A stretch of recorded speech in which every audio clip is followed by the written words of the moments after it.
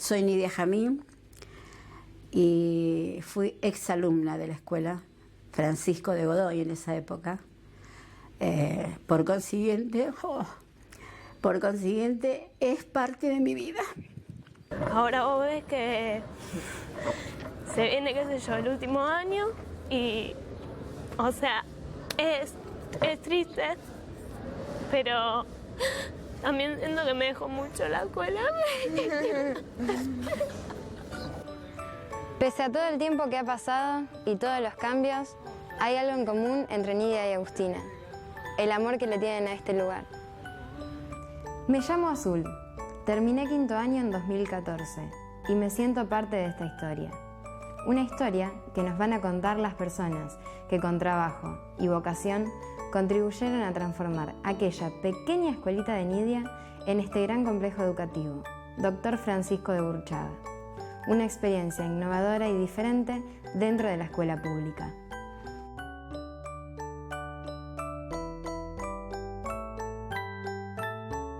Y había un cartel muy grande que decía Complejo Educativo Gurruchaga, un lugar para entibiar el corazón. Y bueno, creo que eso habla mucho de una institución, de recibir a los alumnos con una frase así de tanta apertura, de tanta tibieza, de tanta contención. Hablaba mucho de lo que íbamos a transitar. Y bueno, creo que es eso la Gurru, ¿no? Un lugar para entibiar el corazón.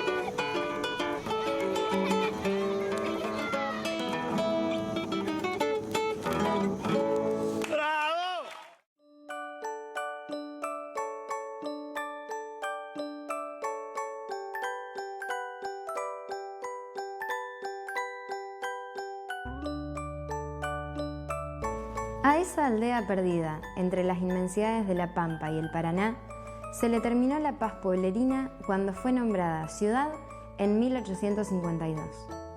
Inmediatamente se ve el lucrativo negocio que representa el transporte ferroviario, para unir las inmensas extensiones de la Pampa con un puerto que comienza a activarse. En 1870, la empresa de capitales ingleses, Ferrocarril Central Argentino, inaugura la vía a Córdoba y a partir de ese hecho, estas y otras empresas hacen que Rosario se vea cubierta por una gigantesca red de vías. El Ferrocarril Central Argentino extiende sus vías y en 1886 llega hasta Tucumán. Para esa época empiezan a construir en un descampado, en lo que se llamaba al este del Camino del Arroyito, unos grandes talleres ferroviarios, muy grandes, y lógicamente para dar cabida a la gran cantidad de mano de obra que necesitaba esos talleres, fabricaban y reparaban vagones, locomotoras, hacían muchísimo trabajo, empiezan a construir el barrio inglés hacia 1890. Los talleres tenían gran necesidad de manos de obra Y es así que los hijos de esos obreros, la mayoría inmigrantes, y criollos también, necesitaban educarse. Y no había escuelas públicas en las inmediaciones. Y es así que en septiembre de 1899 se funda la Escuela Fiscal número 71 de Barrio Talleres, enfrente de los talleres ferroviarios, en los que hoy es Humberto Primo 817. Le decían la escuelita de Barrio Talleres o de la Chimenea, porque insólitamente funcionaba en un edificio que poco antes había pertenecido a una industria que tenía una alta chimenea en la punta. Y hoy no queda absolutamente nada de aquella primera escuelita. Así que nuestra escuela tiene un origen ferroviario.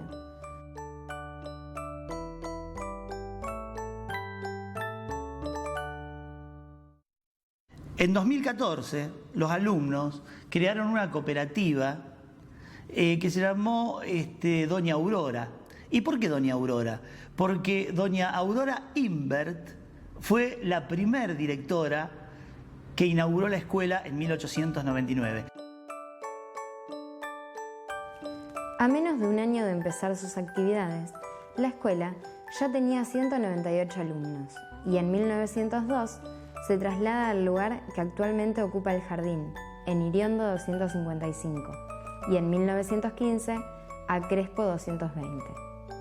Hasta 1924 conservó el nombre de Escuelita de los Talleres, pero a partir de ese año pasó a llamarse Francisco de Godoy, porque en ese tiempo se creía que el fundador de Rosario había sido precisamente un caballero con ese nombre, cosa que la historia se encargó de desmentir. Así fue que hubo que cambiar por otro nombre, o mejor dicho, por otro apellido. Se siguió llamando Francisco, pero de Gurruchaga, a partir de 1959.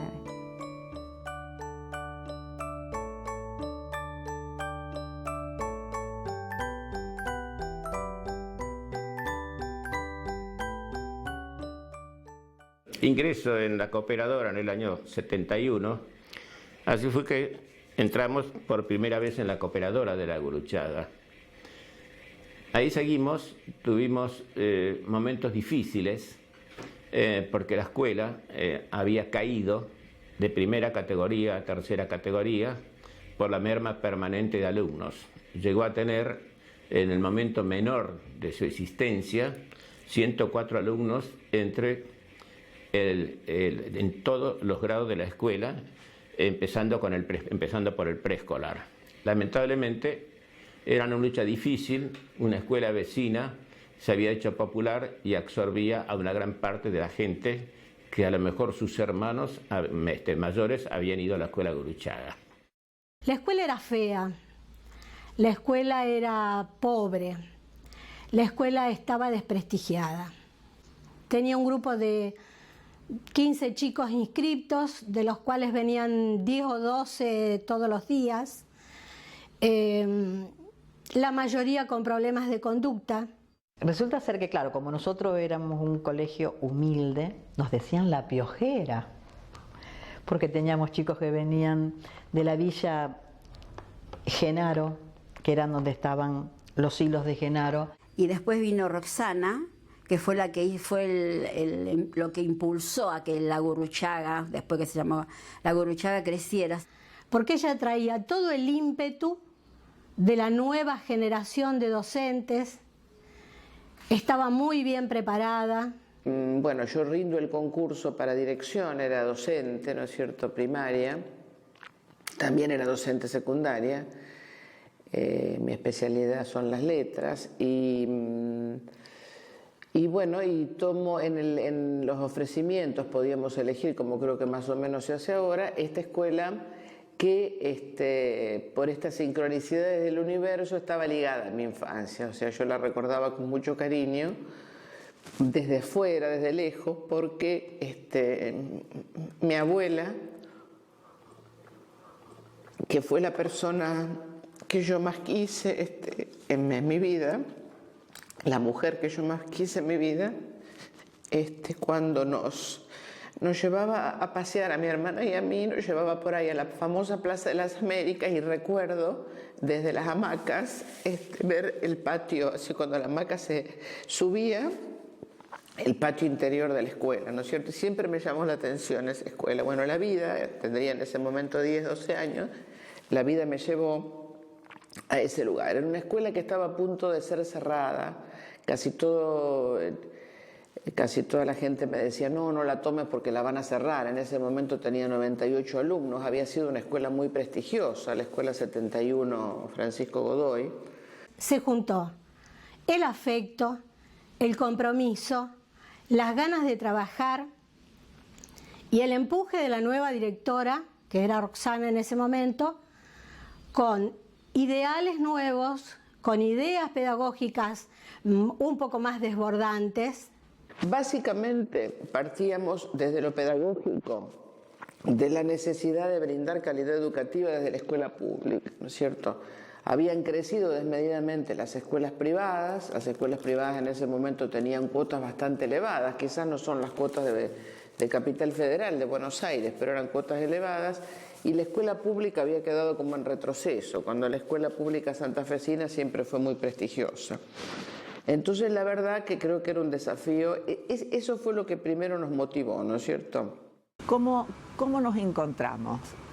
Emociona realmente ir hacia atrás, porque en ese momento, imaginémonos Rosario, en el año 83, un año emblemático también, donde comenzamos, yo diría, a reconocernos los que estábamos en Rosario en distintos ámbitos, en distintas escuelas, en distintos lugares, con distintas realidades, pero estábamos persiguiendo un sueño, que era una escuela diferente, una educación distinta, donde el chico fuese, el alumno, el niño, como querramos decir, el adolescente, fuese el protagonista, donde la palabra felicidad estuviese antes que nada y donde no nos limitásemos al cuaderno o a la carpeta o al texto.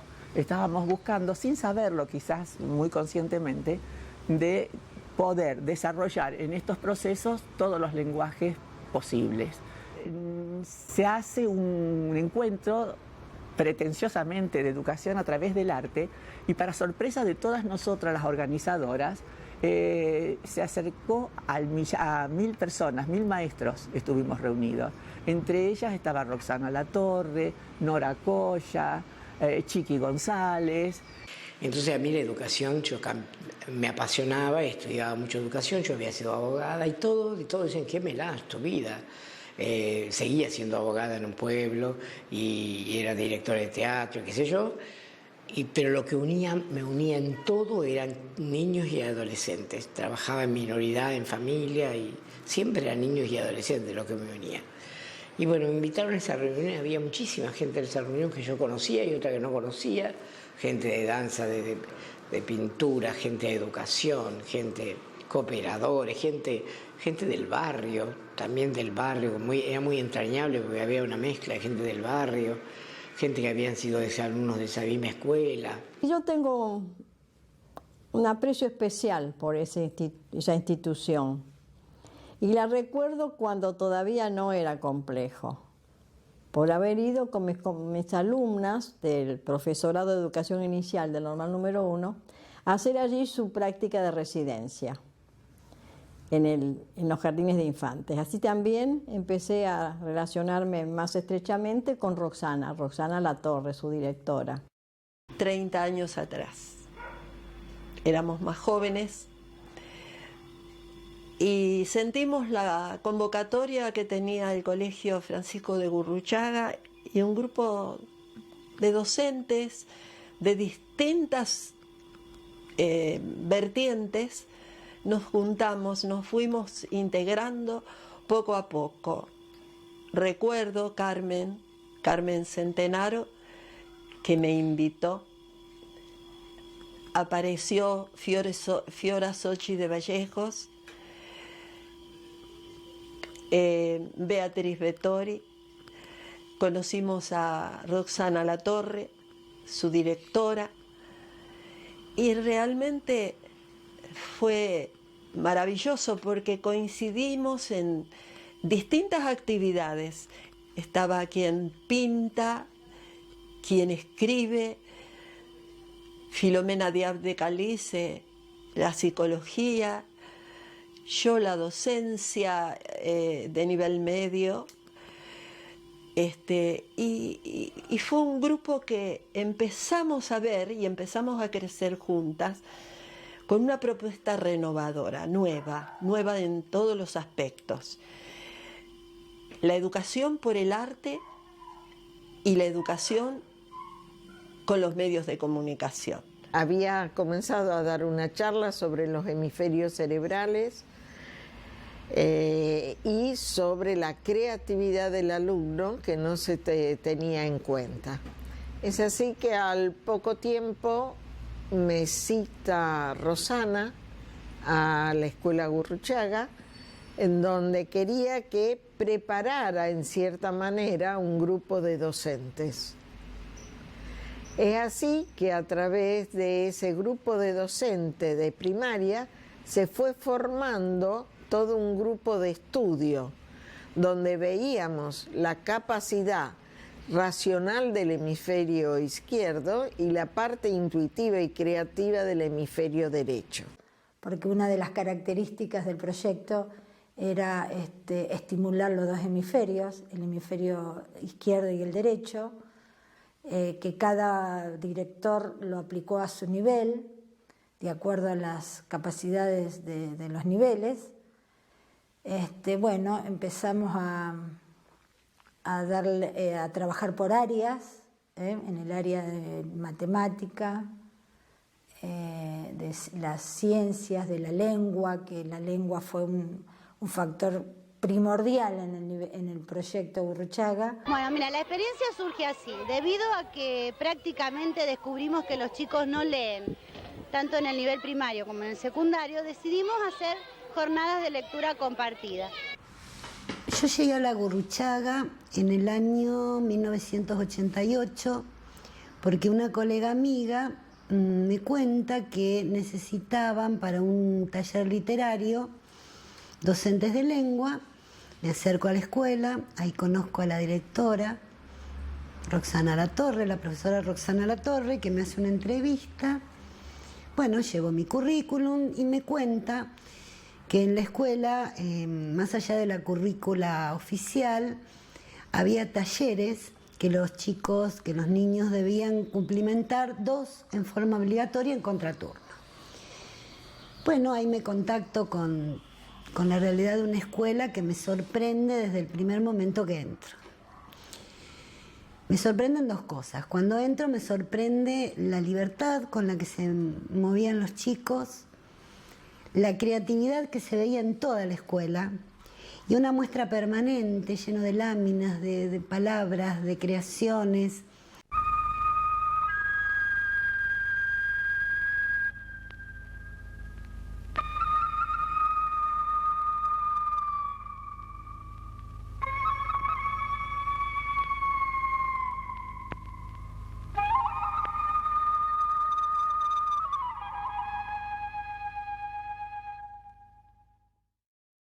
En el año, calculo que debe haber sido 82, 81, me acuerdo que a mí me convocaron, que eso fue mi primer acercamiento a la Gurruchaga, a hacer un video documental que mostraba la experiencia educativa de la Gurruchaga. En ese momento, perdón, un video no, estoy hablando de Cine Super 8, donde estuve bastante tiempo recorriendo la escuela, viendo las experiencias que se hacían en educación física, en plástica, en materias donde se le daba mucha importancia a los lenguajes, al lenguaje corporal, a actividades que ya se desprendían bastante de la corriente clase del maestro sobre el pedestal, digamos. Con ese material hice un documental que se llamaba Desde la educación hacia una nueva sociedad, un título bastante ambicioso, pero que incorporaba algo que a mí ya me hizo un clic en la cabeza. En el texto habíamos incorporado la palabra hombre nuevo. Hemos recibido demasiados llamados de atención que no podemos desoír. Son nuestros chicos los que conducirán el mundo hacia el bien y la verdad. Nuestra escuela da una respuesta concreta y activa para arribar al hombre nuevo. Y decir hombre nuevo en el año 81 no era moco de pavo. Digamos, me parece que ya hablaba de una intención, de una escuela diferente, de un hombre diferente, de un sueño que en algún momento había quedado interrumpido y que se retomaba de alguna manera naturalmente como se podía en el año 81. Pero que después me parece que creció, se fueron sumando intenciones, a veces mejores, a veces peores, como somos los seres humanos, y llegó a completarse en ese proceso que dio, bueno, la apertura de este bendito monstruo, que yo alguna vez ironizando con mis compañeras y mis compañeros de trabajo decía que esto ya excede un complejo, es un trauma, digamos, esto es ya... excede totalmente la idea de complejo, es un trauma que uno no se puede borrar de la cabeza.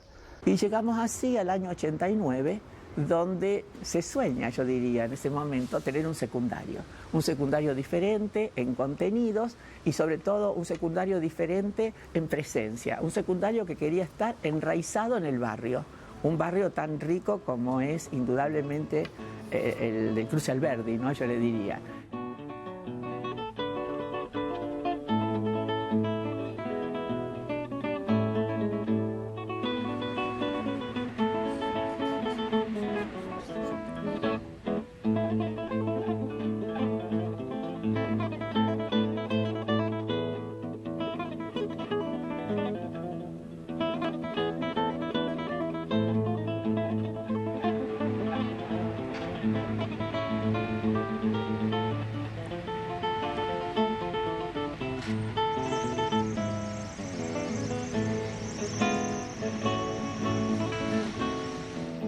Bueno, la idea surge pensando en esos alumnos que entraban en ese jardín de infantes y en esta primaria, que tuviesen un espacio para poder seguir en la secundaria.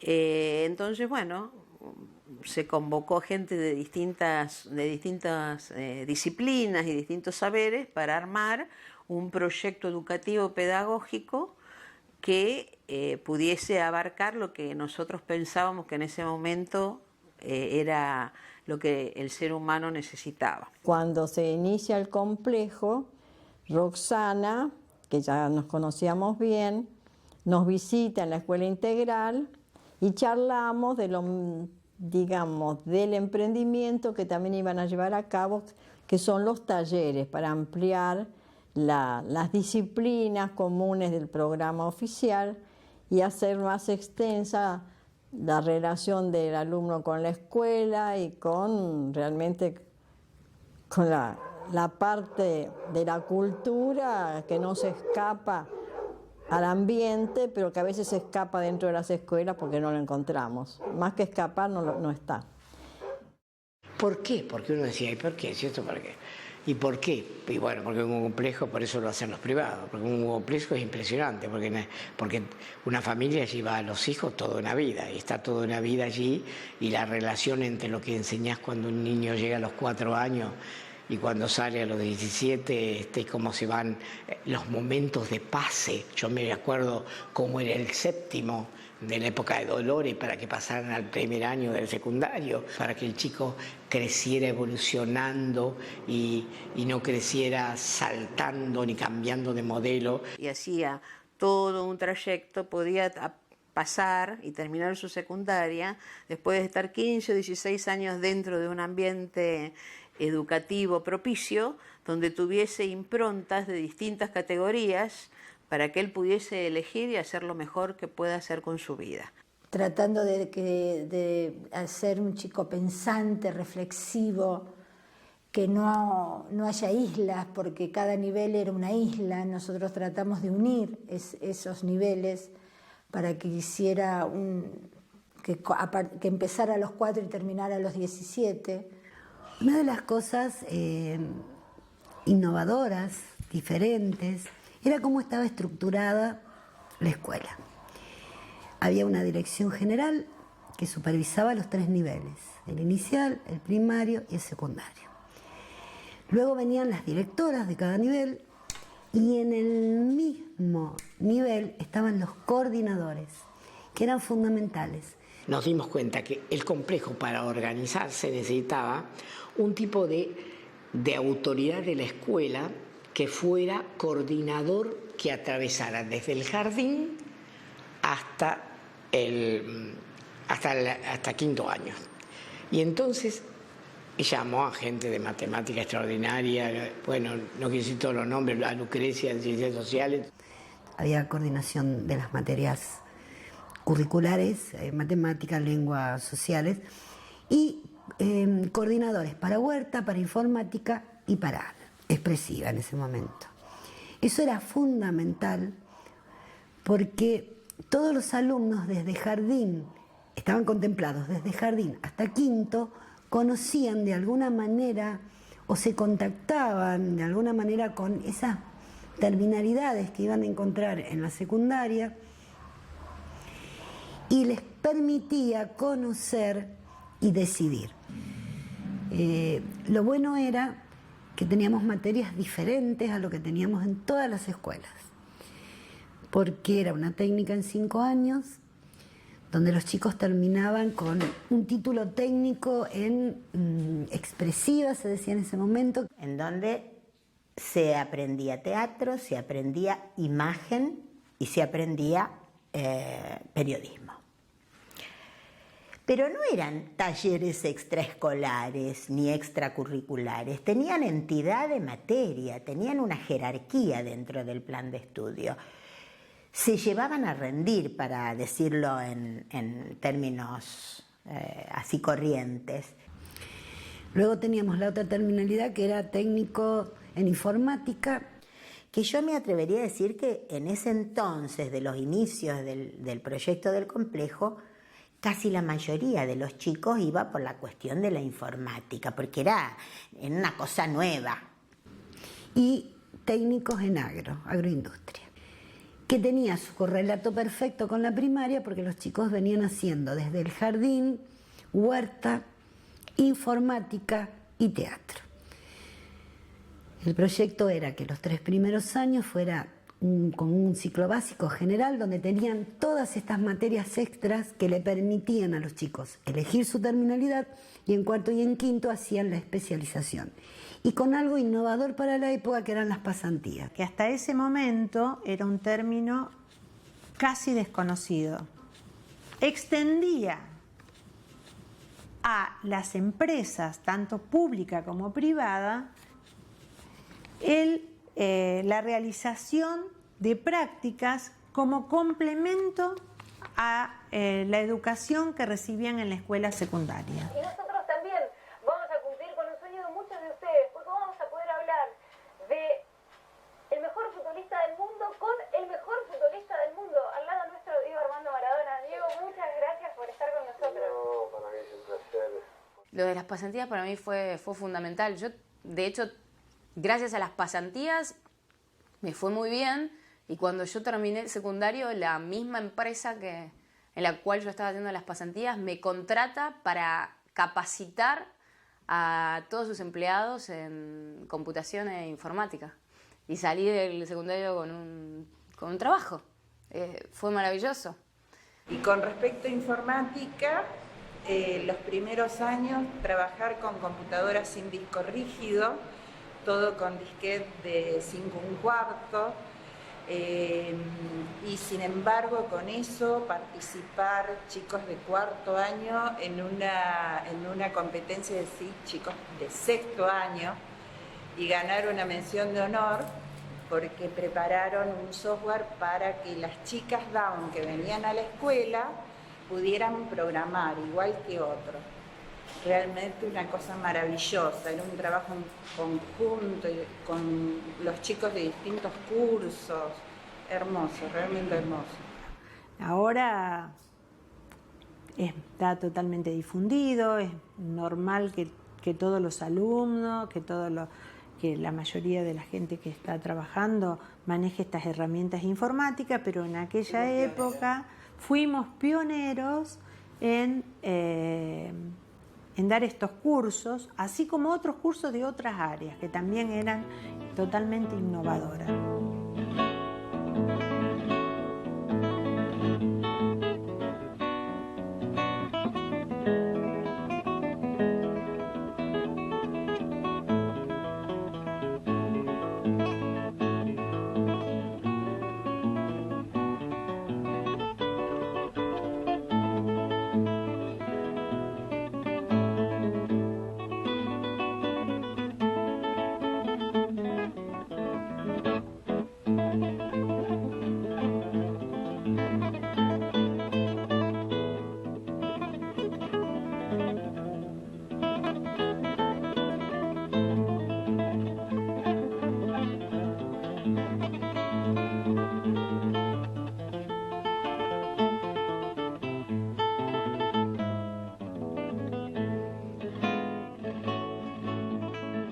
Y me parecía fantástica la idea de que los chicos desde jardín fueran a tener informática y que los sacáramos de informática y los lleváramos a la huerta a descargar estática. Cuando mi hijo trajo esa plantita de lechuga que él con sus manos había sembrado en la granja huerta y me contó cómo había hecho, lo hizo con un entusiasmo, con una ilusión, y se dio cuenta que la tierra también le puede proveer el alimento. Los chicos estaban tomando contacto con el medio natural. Estoy hablando de chicos que, si bien no es una escuela céntrica, está muy próxima al centro, muchos hacían su primer contacto con la tierra. Esto era lo que, por donde antiguamente pasaba el ferrocarril, y el trabajo fue bastante duro. Sí, pasaron otros docentes, ¿no es cierto? Hubo varios docentes por acá. Me preguntan si me animaba a colaborar en el proyecto. A mí me pareció muy interesante. Y tampoco teníamos muchas herramientas. Apenas un catre de cama con alambrado, en donde paleábamos la tierra arriba de ese catre y le pegábamos con la pala para los terrones, romperlos y hacer tierra. Hubo un poco que ganarle a lo que era la vía y el costado de la vía. Es decir, ir sacando las piedras, ir sembrando. Seguimos teniendo todavía el sorgo de Alepo, que era con lo que se fijaban las vías en la época del ferrocarril. Sin duda las clases son muy particulares en la huerta. Al ser un espacio abierto, es decir, si bien esto es considerado un aula, no hay pizarrón y cada uno por ahí elige la actividad, desde los plantines en el vivero, regar, preparar los tutores para el tomate o los porotos, o bien darle de comer a los animales.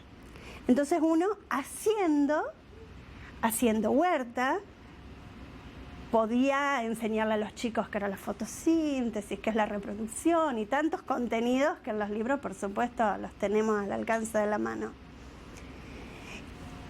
Y el proceso de llegar a cosechar y después de cosechar llevar a casa o vender en la puerta de la escuela, venderle a los papás y que esa plata iba a la cooperadora y que volvía para ellos. Homenajearlos y los traemos para que compartan una actividad con hoy la mayoría de los productos son con materias primas propias de esta huerta, lo que hace a vegetales, encurtidos, conserva de tomates, van ensaladas y después también tenemos algunas empresas que donan harinas, entonces hay muchos trabajos hechos en base a harinas. Por nombrar algunos, la escuela elabora fideos, elabora budines, pan dulces, galletitas fortificadas con calcio, grisines, se hacen encurtidos, todo lo que es picles, conserva de tomates, frutas al natural. Y también se llegó a trabajar, a hacer algunos embutidos, es decir, venía gente capacitada, ¿no es cierto?, y nos enseñaba. Siguen viniendo, actualmente se da un poco más con la gente relacionada con la panadería. Yo como profe de biología, poder dar clase en la vida y no en la muerte de un animal plasmado en un libro o un animal disecado, para mí era fantástico. Aparte, el hecho no es un trabajo docente, digamos, habitual, ¿no es cierto?, el del aula. Nosotros acá a lo mejor mientras está haciendo una labor cultural que es la de hacer carpir o estar sacando las malezas con la mano, eso hace que uno tenga alrededor 4 o 5 alumnos y la misma actividad te va llevando a hablar de otras cosas. Entonces por ahí te permite enterarte de los gustos, que te hable de su familia, del deporte que va haciendo y realmente genera otro vínculo. Con los más grandes, bueno, se empezó a tomar mate, por ejemplo, y sin lugar a duda para nosotros los argentinos, el tema del mate nos une y también nos lleva a tocar otros temas y me parece que así como ellos cuentan sus cosas personales, uno también termina volcando sus cosas personales y eso genera un vínculo muy estrecho y distinto a lo mejor con los alumnos que el que uno vive, que no es ni mejor ni peor en otras escuelas. Yo quería mucho entrar en ese colegio, de hecho entré a partir de quinto grado. Y me contaban que era una escuela que después en el secundario, a mí me llegaba esa información en ese momento, y a mis padres, que tenía teatro, imagen y video, bueno, que era lo que más me entusiasmaba de una escuela. Y entre otras cosas me presentó mi oficio de actor, que es lo que yo me dedico hoy, y bueno, ahí lo conocí en la Gurruchaga, ahí empecé a desarrollarlo, a transitarlo a través de Marisa Buso. Comencé a trabajar en la Gurru cuando se creó el complejo secundario, es decir, 1990, un montonazo de años. En ese momento fui convocada para ser la profesora de teatro. Tuvimos una reunión en ese momento, me acuerdo, con Roxana y con Chiqui, que era lo que se quería de este complejo y que era lo que se pretendía realmente.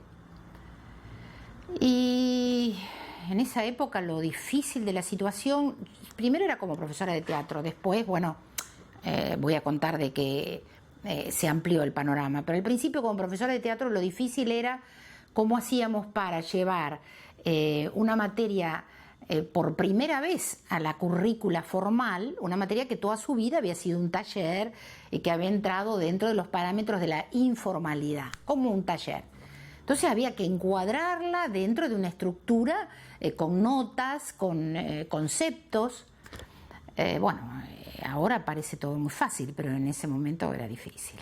Porque era un acercamiento a la enseñanza sistemática que yo no conocía demasiado. Lo que hacía hasta ese momento eran como talleres, digamos, ¿no? Pero no era nada sistemático.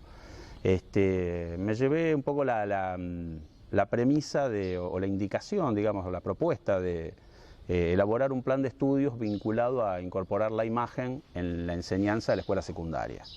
El objetivo, por supuesto, era que se iba a abrir una escuela secundaria que completaba la educación que ya tenía la Gurruchaga. Digamos, la Gurruchaga pasaba a ser un complejo que incorporaba una escuela secundaria que complementaba la formación de la primaria que ya existía. Yo empecé a coordinar lo que nosotros llamábamos el área expresiva, que era un nombre también, que fue otra cosa muy importante para el proyecto de la Gurru, y que la hacía única la escuela, porque aparte de materias como plástica o música, nosotros teníamos teatro, teníamos imagen y teníamos periodismo.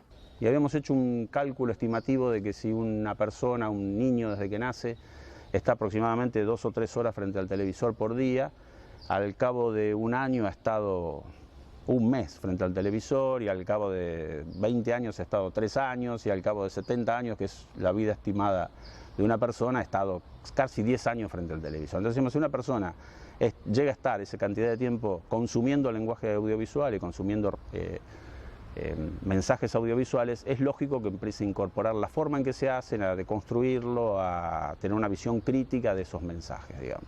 De ahí también comenzamos, a partir de ese año, a ir a distintos encuentros de teatro secundarios o de adolescentes, siempre dentro de ese margen.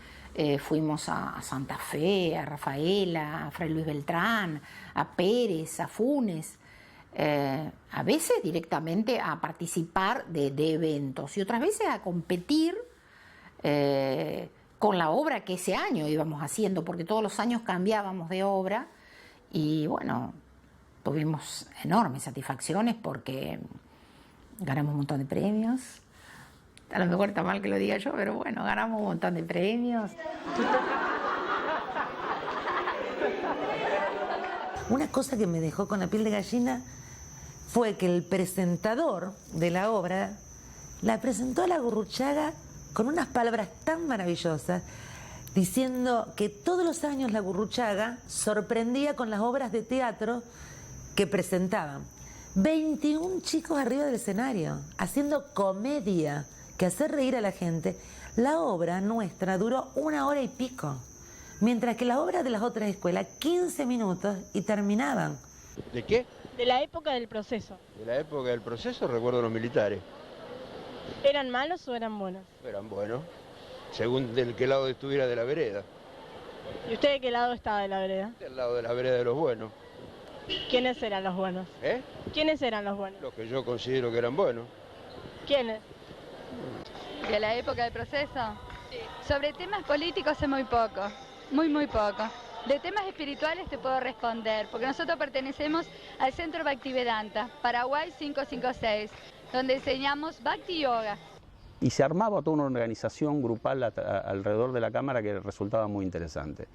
Por otro lado, lo que se registraba era básicamente salir a descubrir cosas vinculadas al barrio, entrevistas en el centro, sobre temáticas, me acuerdo de haber ido sábados a la mañana enteros a hacer entrevistas sobre la dictadura, sobre sexo, sobre platos voladores, sobre la vida extraterrestre, bueno, temáticas que aparecían de otras materias que se incorporaban a la materia imagen y que, bueno, que los chicos incorporaban también el saber popular, incorporaban el conocimiento extraáulico, incorporaban cosas que decía la gente que después había que justificarla, debatirla, rebatirla. 1990 fue muy choqueante en cosas que había que largar. Comienza a estar también, que yo dirijo, el elenco estable de teatro. El elenco estable de teatro tenía como objetivo que todos los alumnos que aparte quisieran, es decir, porque teatro era una materia obligatoria, como era imagen, como era periodismo, pero como era matemática o como era lengua. Es decir, una materia que los 30 y tantos alumnos la cursaban. Pero al elenco estable de teatro iban a ir los que querían.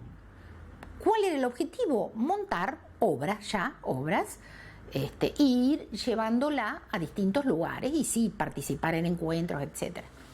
Entonces nosotros dijimos, bueno, van a ser pocos los que se anotan. No, ese fue el inconveniente mayor que tuvimos en 1990, que todos querían estar en el elenco estable. Insisto, de que nos hemos adelantado en el tiempo a una cuestión de la construcción de la imagen o del estudio de la imagen o del análisis de los discursos audiovisuales, que me parece que han sido muy útiles en la formación de esas personas y que son útiles en la formación de las personas que hoy siguen formando parte de la Escuela Gurruchaga. Y volviendo al tema que mencioné antes, los coordinadores supervisaban cómo se articulaban esos contenidos, cómo no se repetían y cómo un alumno, a pesar de no hacer agro, había tenido una preparación hasta tercer año diferente y con materias que en otras escuelas no se daban. Un chico de arte o en ese momento expresiva conocía y sabía hacer picles y punteaba la tierra, y un chico de info había hecho teatro, entonces era un ensamble perfecto en donde los alumnos transitaban, fluían de una materia a otra y se contactaban con materias que en ese momento eran totalmente innovadoras, diferentes y le permitían elegir, como dije antes, en tercer año.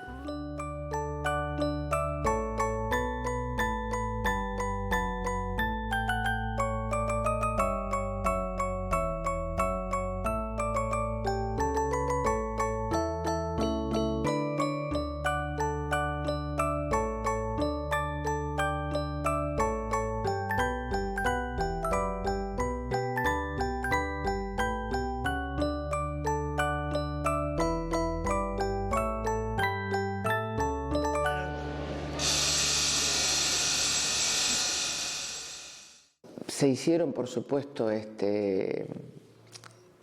cuestiones que eran revolucionarias. Armar un gabinete psicopedagógico exclusivo para la escuela, ¿no es cierto? Que por supuesto en el ministerio había un gabinete psicopedagógico para todo Rosario, un poco más, ¿no es cierto?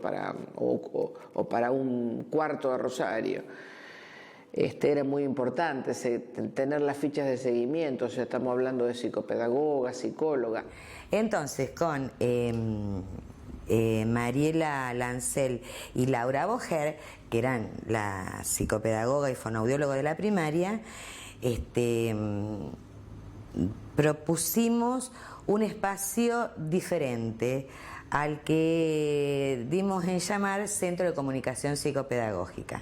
El Centro de Comunicación Psicopedagógica apuntaba fundamentalmente a la prevención en salud. En la sala de profesores había una planilla que ponía el CCP con el nombre del docente, en la que debía registrar con el lenguaje habitual, digamos, en esa planilla el docente ponía la materia, su nombre, la materia que daba y la dificultad que él veía en ese alumno. Por ejemplo, por decir un ejemplo, fulanito está solo y no participa en clase. Sus notas son buenas, pero no se ríe. O sea, a ese nivel los docentes estaban atentos. En muchos casos había que derivarlos. Se derivaba a instituciones públicas, porque estamos hablando de una escuela pública. Se derivaba a fono, a psicología, a médico clínico. Y otra cosa distintiva de esta escuela, este complejo de la Gurru, como le decimos todos, la Gurru, nuestra querida Gurru, es que intentó desde todos los lugares incluir. Porque fue un sueño que siempre quise hacerlo y ahora se me cumplió. Se me cumplió porque yo siempre quise hacer la secundaria como hacían mis hermanos. Hasta que un día me tocó a mí. Hemos tenido chicos down, chicos sordos, chicos ciegos, y dentro del mundo de la Gurruchaga siempre fueron iguales. No solo nos importaban los chicos que se anotaban, porque los traían sus papás, sino aquellos que tenían alguna dificultad y no eran aceptados en otra escuela.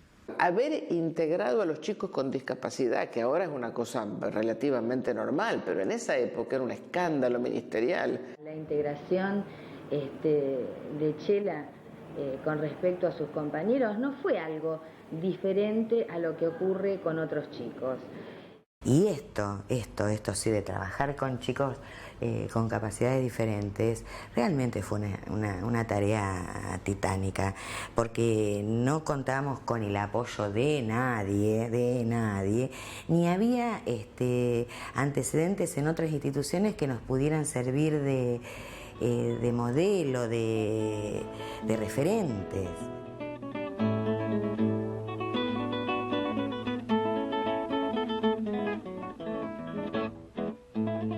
Hay algo importante, me parece, en relación a los espacios físicos. El nivel secundario se arma sobre esta edificación, sobre esta estructura edilicia centenaria, que bueno, fue cedida en su momento por el Ministerio de Agricultura, si no me equivoco, viejos galpones del Ministerio de Agricultura, que lejos de ser un mero espacio físico donde montar una escuela secundaria, se fue convirtiendo en parte esencial de la identidad de la institución. Entré el 10 de octubre de 1944. Eso era un depósito de elementos de lucha contra las plagas. Tenía a cargo de ese depósito, había 11 depósitos auxiliares más. Ahí se almacenaban todos los elementos de lucha contra las plagas, digamos, barreras, que era para la lucha contra la langosta, máquinas pulverizadoras, se hacía todo trabajo de reparación. Con el correr de los años, más o menos, digamos, la época del 50, se fue transformando en taller mecánico. Dejó de ser un depósito para ser un taller mecánico completo. Ahí se rectificaba, se armaba y se colocaban los motores.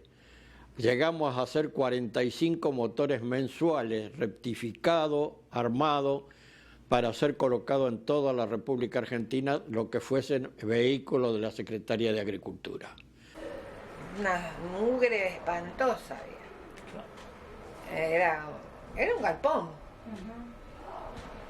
Pero decir que Rosana Torres lo vio y enseguida pensó en hacer algo. Concretamente se logró también, con trámites heroicos mirados a la distancia, quitar de la lista del listado de Cavallo. O sea, Cavallo tenía una lista de inmuebles del Estado para rematar, vender o algo por el estilo, ¿no es cierto? Bueno, eso se logró quitar de la lista y se logró una transferencia en beneficio de la escuela, ¿no es cierto? Cuando entramos la primera vez a ese lugar, nos queríamos morir. Pusimos todas chapas para que los chicos no pasaran para el otro lado, porque los ratones eran más grandes que los gatos que había. Entonces, ¿qué dijimos? Dejemos los pocos gatos que hay, que siguen estando hasta el día de hoy, porque nos comen los ratones que tenemos. A la escuela también se le donó un colectivo usado, un Jeep, una Mercedita modelo 53, camioneta modelo 73, y un rastrojero modelo 64. Había fosas en todos lados, enchufes en todos lados, un surtidor de nafta a la entrada, colectivos, un colectivo, camionetas, un jeep. Cuando vimos eso, todos íbamos con mucho entusiasmo, dijimos, ¿cómo vamos a hacer una escuela acá? En el nivel secundario había un colectivo viejo que funcionaba para hacer excursiones dentro de la ciudad. Le habíamos puesto todos, o no sé quién, el gurrumóvil. Con segundo grado nos fuimos a Salto Grande en ese colectivo con una mamá. Solo yo con 37, 38 alumnos y una mamá. Fuimos a visitar la escuela y fuimos en el gurrumóvil. En un momento los chicos me llaman, Senio. Yo no sabía qué me querían mostrar. Dice, ¿vemos la ruta? Sí, digo yo, por las ventanillas. No, vemos el piso. ¿Qué piso? ¿El piso del colectivo? No. Dice, estamos viendo la ruta, Senio. Mire los agujeros que tiene. Yo no me había dado cuenta, pero el gurrumóvil estaba lleno de agujeros. Por ahí se veía el pavimento de la ruta.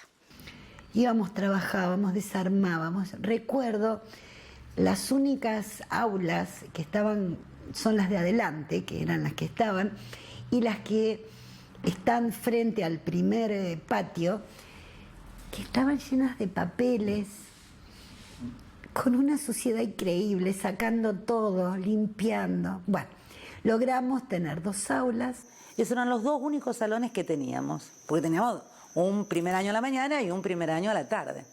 Pero ¿qué pasó? Empezaron las clases. Y no teníamos bancos, y tampoco teníamos pizarrón.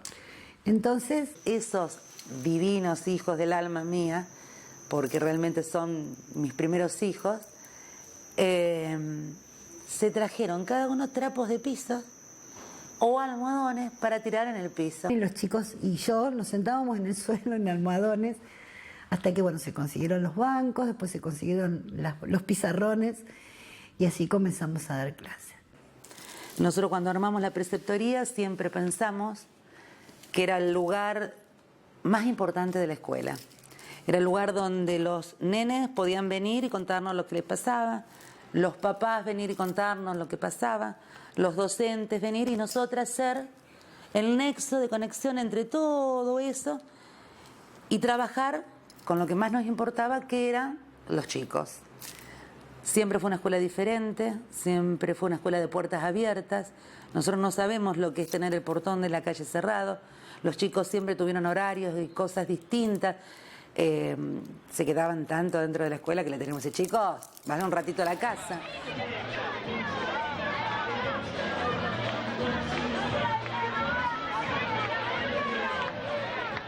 Otro aspecto para destacar es la formación de los docentes y no docentes para público en general, porque habrían los cursos de especialización en muchos aspectos. Esa generosidad del proyecto que apuntaba a que los maestros de otras escuelas pudiesen venir a brevar en lo que estábamos intentando hacer y trasladarlo, ¿no? Así como el polen que vuela en este momento, en esta primavera.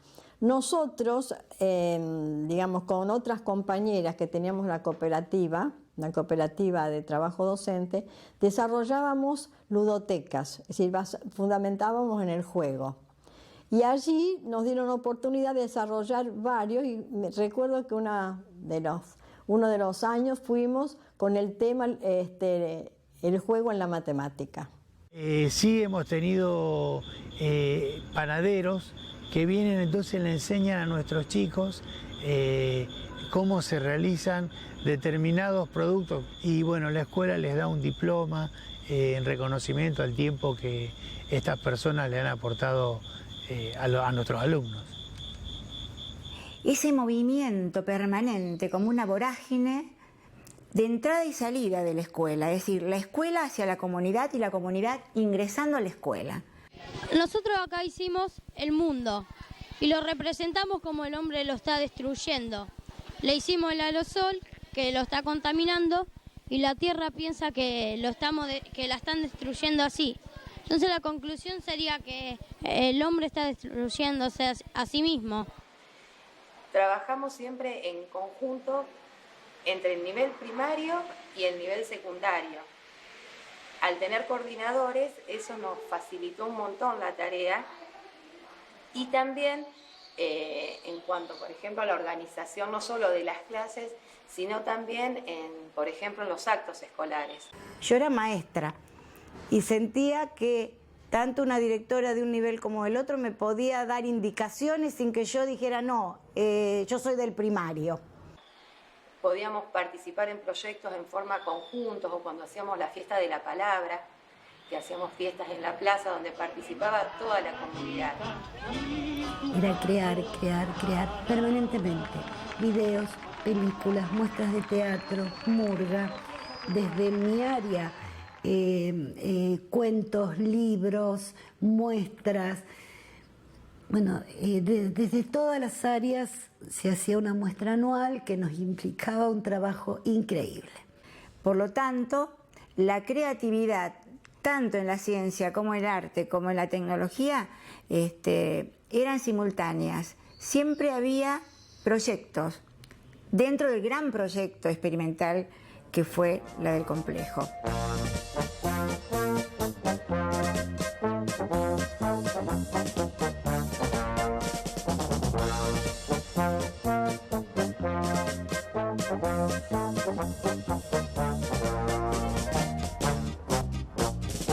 Avanzaron despreciando el fuego de los cañones.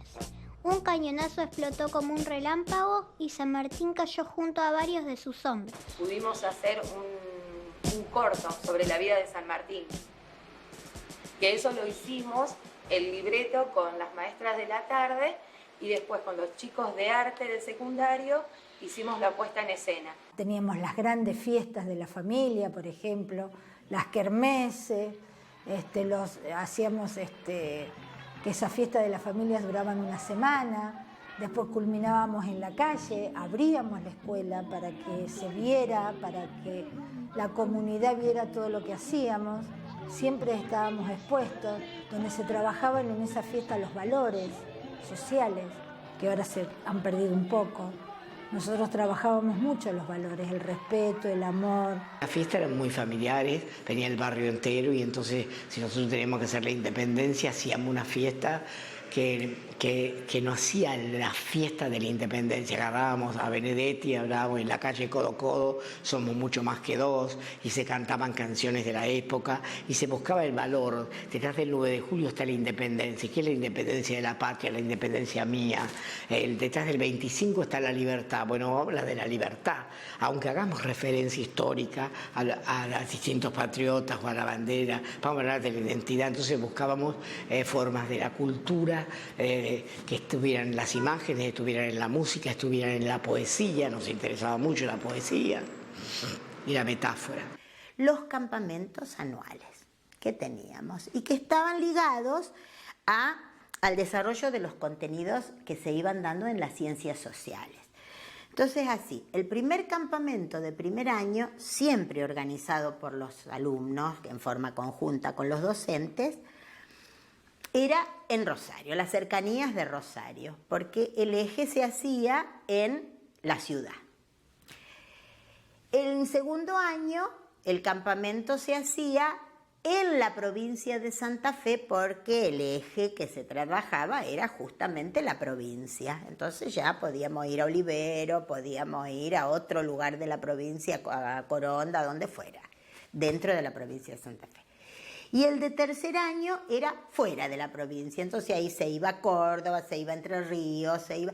Y esa lógica prendía en los chicos, de tal manera que se preocupaban, se enamoraban de su proyecto de campamento, ellos manejaban las mismas finanzas, juntaban el dinero. Me acuerdo una que era el primer campamento que hicimos, tenía una planilla que parecía de la contaduría de la nación.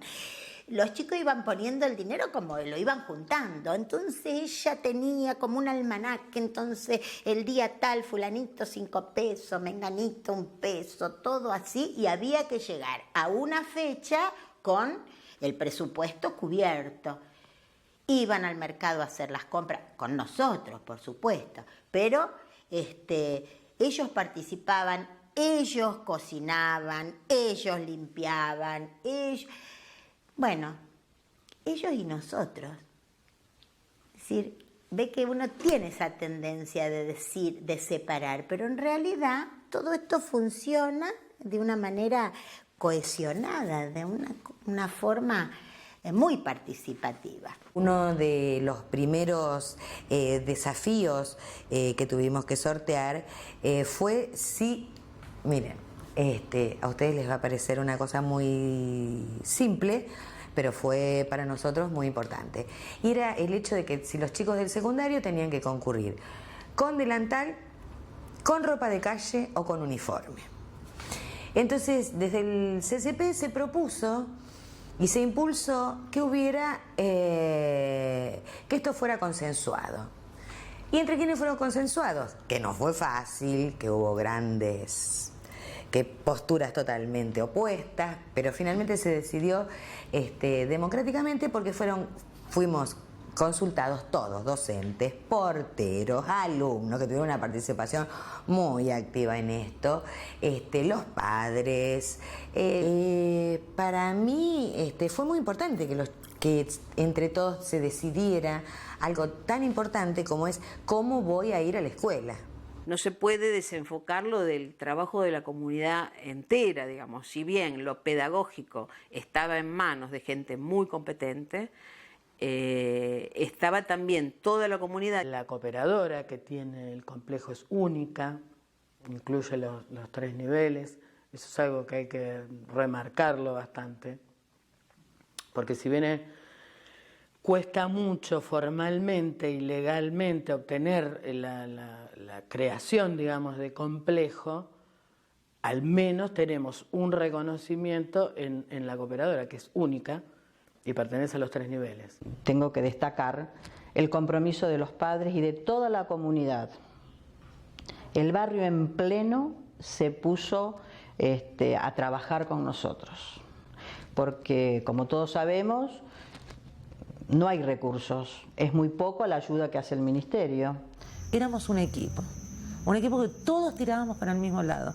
Ahí no había cargo, porque si la portera se lastimaba un día y teníamos que ir a sacar el agua de los salones, íbamos a sacar el agua de los salones nosotros. Si había que pelar los pollos que hacíamos la pollada, estábamos todos pelando. La portera tenía que hacía unas cacerolas así con el arroz, y la gorda se quemaba la panza y ella de ahí dirigía. Era eso. Que los chicos entendieran la comunidad educativa, pero no lo entendían desde la teoría, lo entendían porque formaban parte, porque los papás estábamos en la escuela, porque los abuelos estaban en la escuela. Un club de madres sumamente activo, toda clase de actividades para recaudar fondos, subsidios pedidos tanto a empresas privadas como al Estado por todos. Comenzamos a realizar eventos que necesitábamos para construir aulas nuevas. A mí me gustó tanto este proyecto de la GURRU que, si bien estuve poco tiempo, apenas me fui, mandé a mis hijos a la escuela. Así que tuve la mirada como docente y la mirada como mamá, por supuesto también crítica, ¿no? Pero crítica desde los 2 lugares y siempre desde el aporte de la comunidad educativa y de sentirnos parte. La familia se sentía parte de la GURRU.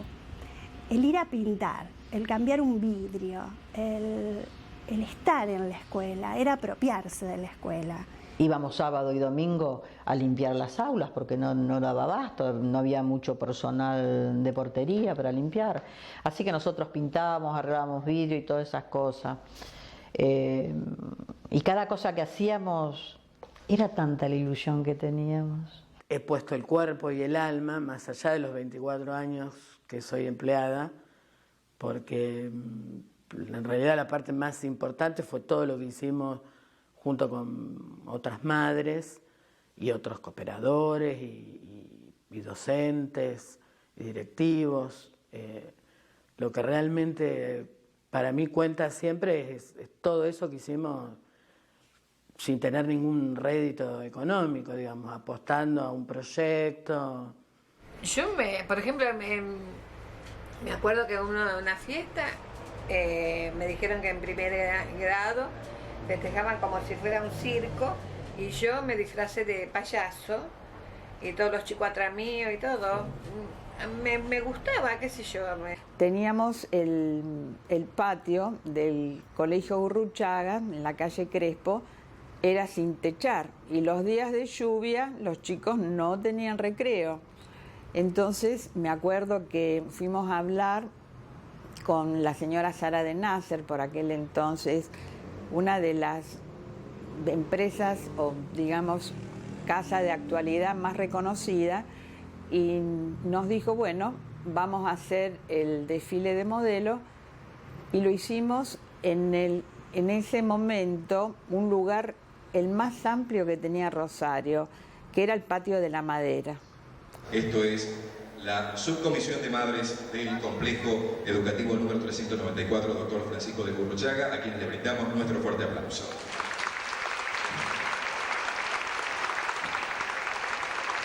Era tanto la cantidad de gente que se nos había acercado con el propósito de disfrutar de ese desfile, que metimos 1.500 personas.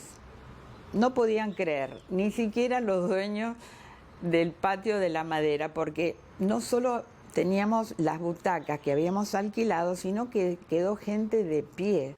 Sobre todo en ese momento donde en los 90 la Argentina estaba totalmente con un proyecto neoliberal y hasta contrario de lo que nosotros por ahí perseguíamos en la escuela. Y digo nosotros porque también en ese momento, uno siendo alumno era consciente de lo que estaba haciendo. O sea, sabía de qué estaba participando. Después, desde el primer año, otra cosa que fue fundamental fueron las polladas, que era final de año y era espectacular. Primero los pollos los faenaban nuestros alumnos, aunque parezca ahora increíble esto, pero era así. Faenaban los pollos, esos pollos servían para la pollada, conseguíamos el arroz, los condimentos, cocinábamos, bueno, yo no, cocinaban titina a la cabeza. Arroz para 700, 600 personas. La primera vez que me dijeron tenés que hacer para 600 personas, me asusté. Me asusté. Y después entre todas las porteras hacíamos para el arroz. Y nos acostumbramos y empezamos a hacerlo todo. Tuvimos como 4 o 5 años. Es una cosa que no lo vamos a olvidar nunca, con esa colaboración que había de toda la gente.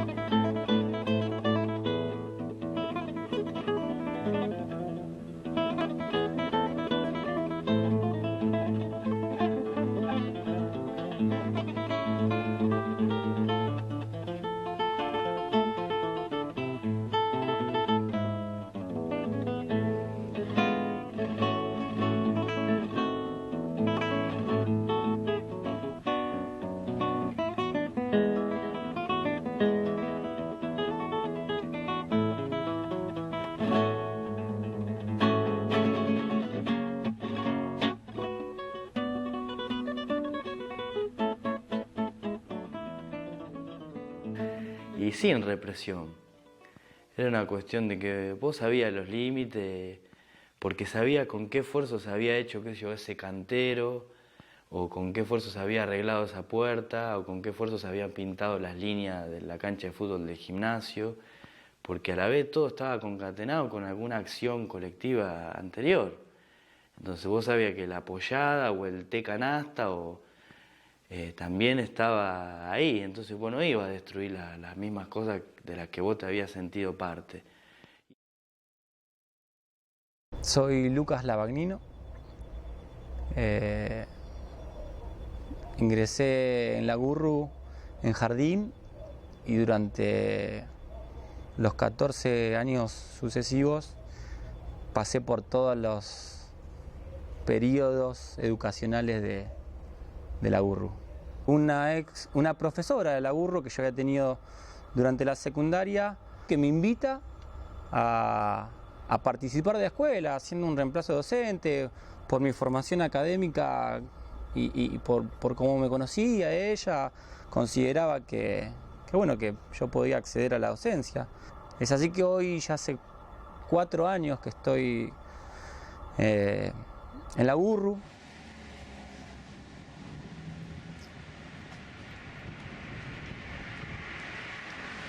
Yo soy Andrea Aquino, soy ex alumna de la Escuela Gurruchaga, comencé 4º grado en la escuela primaria, hice toda la secundaria y bueno, hace 2 años estoy trabajando en la Gurruchaga, volví como docente. En mi historia personal, la GURRU me dio mucho más que eso. Cursé siempre paralelo a Lucas. Me dio una compañera de vida.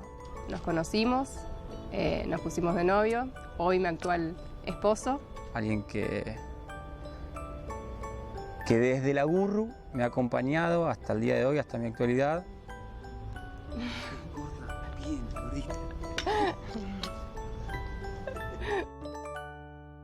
La Gurruchaga planteaba una forma de pasar esa etapa, que es la escuela, de una manera para nosotros muy alegre y que vivimos con mucho cariño. Y que obviamente nos dejó muchas enseñanzas en términos de cómo, creo que desde hasta cierta sensibilidad, que me parece que desde lo artístico, dependiendo también de qué terminalidad uno elegía, pero me refiero más a una sensibilidad, si se quiere, social, o de una manera de ver la vida, que me parece que queda reflejada también en las elecciones que uno fue haciendo en su propia historia. Mira, una vez vinieron de una escuela a preguntar por el proyecto porque había intención de ampliar estos proyectos, estos complejos educativos en Rosario. Bueno, y vinieron, no voy a decir de qué escuela, un poco porque no me acuerdo dónde está, pero no me acuerdo el número,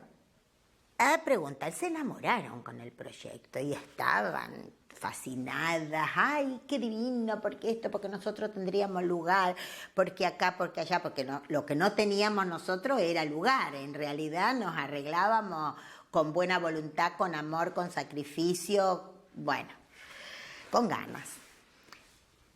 Bueno, y en una de esas conversaciones que teníamos con esta gente, dice, ¿y ustedes, por ejemplo, cuántos cargos tienen? ¿Viste? La cuestión formal, así, que no eran más que los que tenía cualquier escuela secundaria, ¿no? Y dice, ¿y qué horario cumplen? Claro, con ese qué horario cumplen, nos miramos, estaba Sonia en ese momento de directora, nos miramos. No, nosotros no tenemos horario. ¿Cómo no tienen horario? Sí, hay un horario, pero nunca cumplimos el horario. Venimos y nos quedamos hasta que haga falta. Ah, no. Bueno, yo creo que eso es un poco. Cuando hay un proyecto que hay que montar, que hay que instalar, se necesita amplitud de criterios, pero también disponibilidad de tiempo para brindar a ese proyecto. Crear en un complejo no era solamente unirnos. Entonces, crear un complejo, mantener los equipos para experimentar, mantener al alumnado dentro de lo público y que no fuera la escuela de los intelectuales, que quiere decir que fuera el barrio primero y chicos de todo tipo, que no fuera la escuela pipí cucú, que por más que es pública y gratuita, llevara solamente el interés de los innovadores, sino queríamos niños de verdad, cualquier niño. Se dio un proceso que, mirado a la distancia, sería de alta irresponsabilidad, porque lo que hacíamos es que los padres estaban motivados porque se daban cuenta que estaba pasando un proceso educativo diferente, inscribían a sus chicos y la verdad que por ahí habríamos, bajo mi responsabilidad o irresponsabilidad, secciones educativas de hecho, ¿no es cierto? Y después las convalidábamos ante el Ministerio de Educación con un proceso de bastante lucha. Que no tenía una ley de antecedentes, porque claro, unos se manejaban por educación inicial, se manejaban en el Ministerio, por Dirección de Educación Primaria y otros por Dirección de Educación Secundaria. Tenían autoridades diferentes, planes distintos, modo de metodología y supervisores distintos. ¿Cómo hace con supervisores de cada nivel cuando los tenés todos juntos y articulando? Una vez nos llegó del Ministerio de Educación una nota que teníamos que presentarnos en forma urgente al Ministerio, que íbamos a hacer cesanteadas todas de los cargos. Porque había un problema, el problema que es muy discutible, porque hoy día sería muy discutible por el gremio, muy discutible, y por muchos maestros, porque depende del ángulo donde se mire, que es el que quiere una escuela piloto. Por eso había gente de educación muy piola que decía, acá hay una ley sobre escuelas pilotos, deberían acogerse una ley especial. Cuando llegamos al ministerio, nos invitan a un primer piso, a un salón que era enorme, me acuerdo de un escritorio que tenía 50 metros, estaba toda la plana del ministerio y nosotros en un costado y nosotros en otra. Sí, fue una batalla muy fuerte contra el contra los sectores burocráticos del ministerio. Bueno, y nos comunican que si nosotros seguíamos con este proyecto, nos iban a cesantear y que éramos unas subversivas de la educación, que estábamos haciendo, ¿viste? Una cosa que no se podía hacer porque éramos subversivas, que estábamos rompiendo estructuras que no era lo que correspondía, porque estábamos saliendo del eje de lo que el ministerio ordenaba. Nosotros rompíamos esas estructuras. La verdad que tuvimos de los mejores docentes, tuvimos el privilegio, es cierto, que en muchos casos, sobre todo en el secundario, ¿no es cierto?, se elegían, como era una escuela en organización, se elegían a dedo en función de sus capacidades, ¿no es cierto? En algún momento algún ministro de Educación me decía, bueno, pero usted que tiene más poder que yo en la selección de los docentes. Porque el problema es la ida y vuelta de maestros y la junta de calificaciones.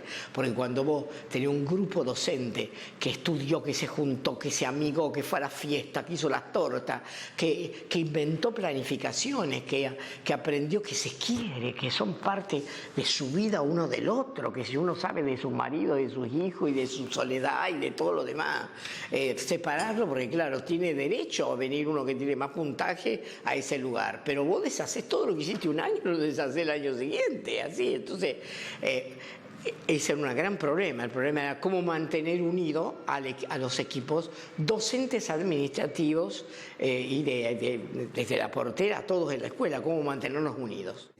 Lo digo humildemente y lo digo también reconociendo que no se puede sostener.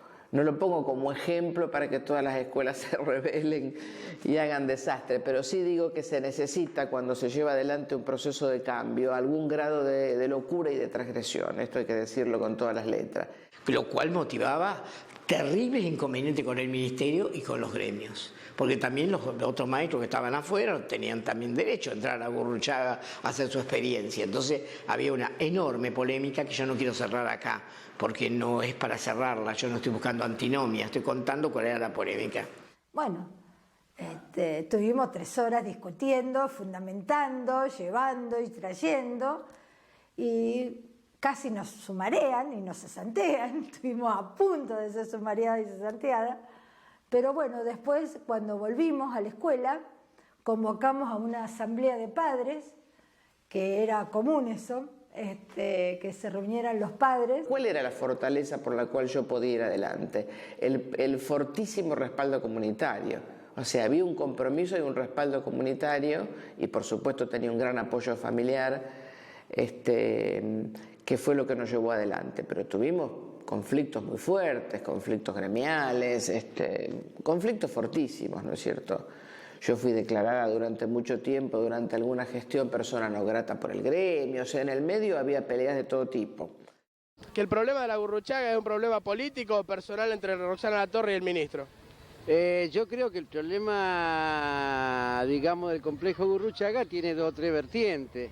Uno puede ser la que señala vos, la que a mí no me importa, que puede ser el problema entre Latorre y Kaufmann. Pero en realidad lo que nosotros venimos acá es la posición del gremio docente. Que es claro, nosotros bancamos la escuela pública con todos los principios que implica la escuela pública, que son los principios de no al elitismo, no a la discriminación, sí a la igualdad de posibilidades, sí a que todos los chicos puedan concurrir a la escuela y donde realmente haya una correcta distribución de los recursos. Con eso quiere decir que la idea del complejo está muy bien propuesta. ¿Y a usted no le parece que es mejor tener una propuesta nueva? Porque no siempre tiene por qué ser lo mismo. ¿Por qué no puede haber como algo que sea diferente para ir creando otras cosas? Porque no siempre podemos estar estancados en lo mismo, así no progresamos nunca. Entonces, si hay un colegio diferente, me parece que en vez de tener que aplastarlo o tratar de destruirlo, habría que apoyarlo, aunque sea para ver cómo funciona. Y a mí me parece que el complejo, yo entré recién este año, me parece que es bárbaro, no sé, para mí funciona re bien. Tiene un montón de propuestas que otros colegios no tienen. Yo, por ejemplo, vine acá porque a mí había otras cosas que no me gustaban, no sabía por qué definirme, y acá encontré lo que a mí realmente me gustaba, ¿no es cierto? Entonces me parece que está re mal que no lo apoyen tanto porque o lleven más gastos, no sé, la verdad que no sé muy bien cómo es, pero me parece que está mal que se opine así de un colegio que está re bueno y la idea es bárbara. Salimos a la calle con las cacerolas y nos fuimos a Santa Fe. con el Gurru Móvil, no sé si se acuerdan del Gurru Móvil. Fuimos con ese Gurru Móvil, que yo no sé qué modelo de autos, de un colectivo era. Los chicos habían hecho pasacalles y nos atendió el gobernador de ese momento, que no pensó nunca que íbamos a caer tanta cantidad de gente. Había dicho, son 3 pelagatos padres que vienen a pelear por una escuela. Y nos fuimos a la plaza allá de Santa Fe a gritar que no nos voltearan el Gurruchaga. El sistema no quiere cuestiones diferentes. ¿Qué hace el sistema? Iguala, ¿no es cierto? Y quizás, y a veces iguala para abajo, ¿verdad? Y el dolor que causa es que a determinadas escuelas privadas, y me parece bien, ¿no es cierto?, les permiten determinadas cosas que no le permitan a la pública, ¿verdad? No sé exactamente cómo está la cosa ahora, pero te digo cómo ha sido siempre, ¿no es cierto? Son sistemas burocráticos, que es cierto que tienen que pensar para la totalidad, no pueden estar pensando para la individualidad, pero también esos sistemas, y algunas personas lúcidas del mismo que conducen, tienen que saber que el sistema evoluciona en función de las experiencias diferentes, porque si no vas achatando cada vez más hacia abajo. Cuando hablamos de excelencia, cuando hablamos de calidad, mucha gente asocia esto a las escuelas privadas. No estoy diciendo que no lo haya, pero la escuela pública ha vivido siempre tanta descalificación que de pronto parece que todo lo que sale de la escuela pública está mal. Sin embargo, esta escuela, este complejo, esta experiencia ha salido de la escuela pública.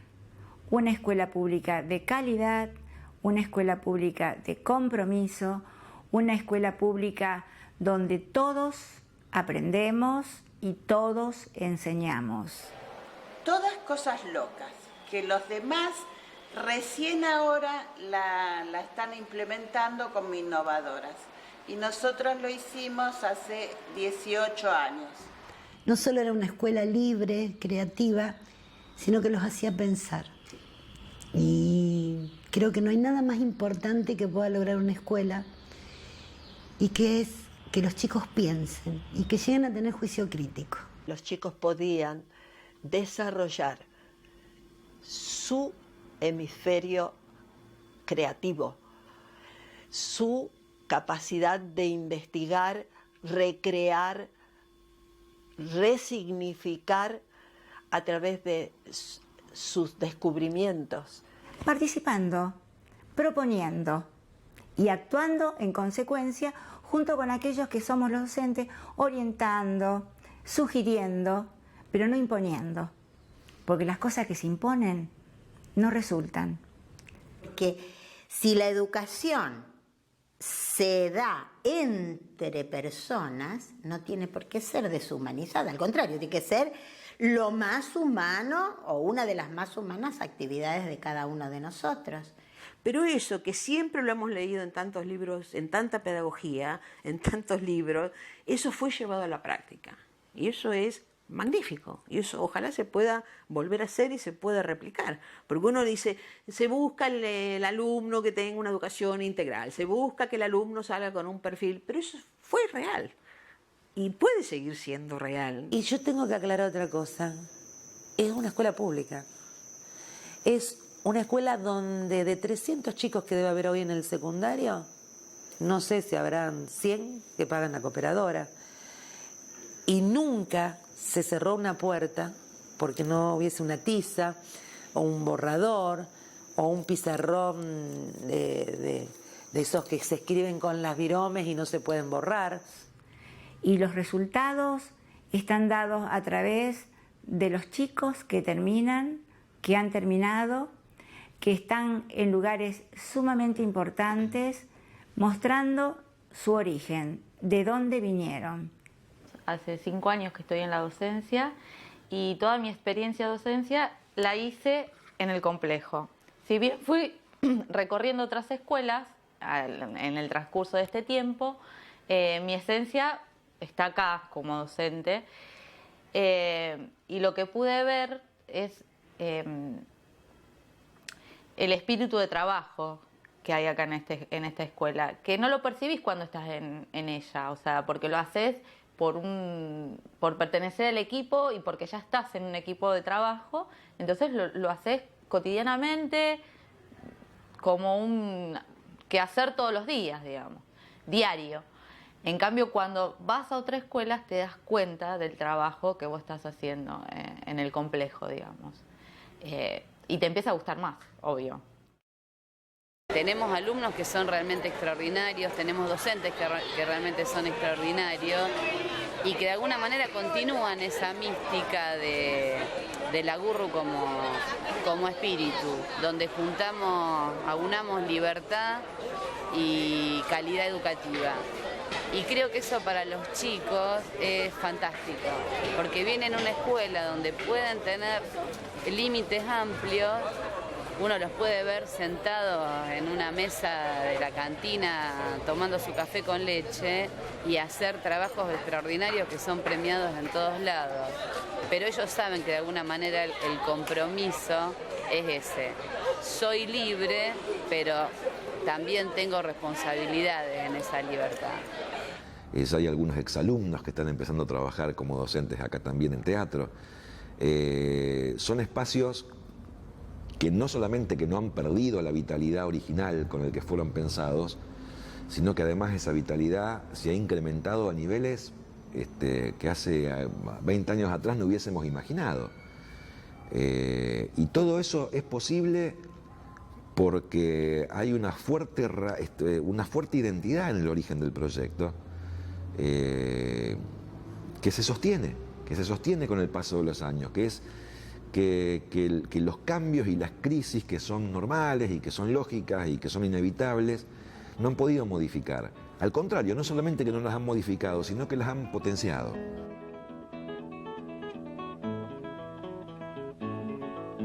Las vecinas del barrio tienden las ropas al sol. La gente que participó de este proyecto da su testimonio y expone sus experiencias a la luz.